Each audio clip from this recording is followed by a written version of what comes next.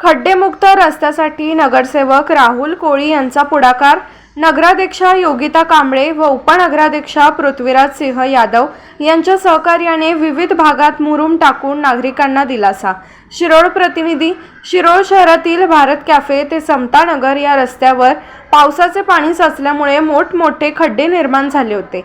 त्यामुळे नागरिक व वाहन चालकांना मोठ्या प्रमाणात गैरसोयीचा सामना करावा लागत होता। ही बाब लक्षात घेऊन संबंधित प्रभागाचे नगरसेवक राहुल कोळी यांनी पुढाकार घेत नगराध्यक्षा सौ योगिता कांबळे व उपनगराध्यक्ष पृथ्वीराज सिंह यादव यांच्या विशेष सहकार्याने तातडीने मुरुम टाकून रस्ता सुस्थितीत आणण्याचे काम हाती घेतले।